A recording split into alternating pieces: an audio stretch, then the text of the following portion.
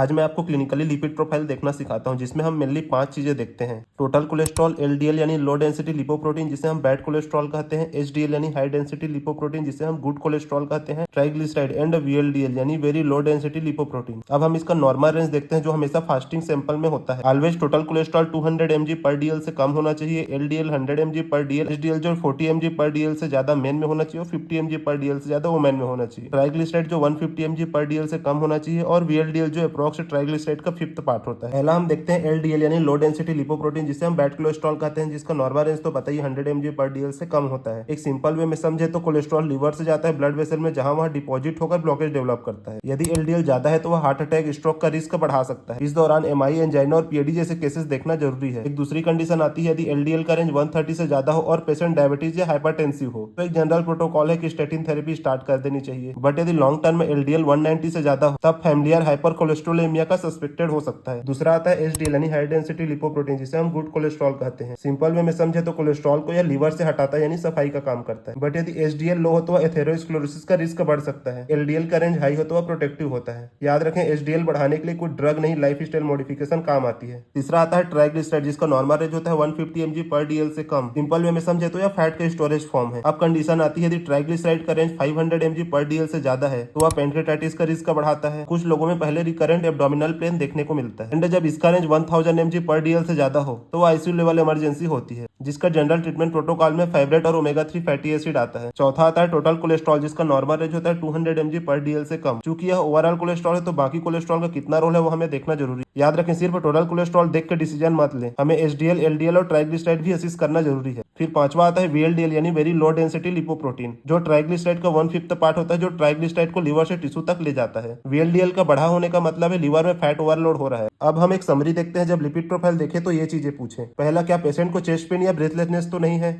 To rule out risk of MI and LDL check करें। दूसरी, क्या फैमिली में किसी को अर्ली हार्ट अटैक हुआ है? To rule out familiar hypercholesterolemia. तीसरा, क्या पेशेंट को डायबिटीज या ओबेसिटी तो नहीं है? तो ट्राइग्लिसराइड और एलडीएल का पैटर्न चेक करें। चौथा, थायराइड फंक्शन टेस्ट नॉर्मल है क्योंकि हाइपोथायराइडिज्म में एलडीएल बढ़ता है। पांचवा, क्या पेशेंट अल्कोहल लेता है जिससे ट्राइग्लिसराइड बढ़ा होगा। फिर हम देखते हैं केस बेस्ड क्लिनिकल अप्रोच। पहला केस आता है 52 year old mail with diabetes mellitus and chest heaviness. इसका एलडीएल 160 यानी बढ़ा हुआ है और एचडीएल 32 यानी कम है। तो हम जनरल प्रोटोकॉल में जाएंगे, start statin and life style modification and LDL HDL ratio monitoring. ऐसे ही अदर केसेस और समरी जो आपको मेरे नोट्स में देखने को मिलेगी उसके लिए मुझे डीएम करें।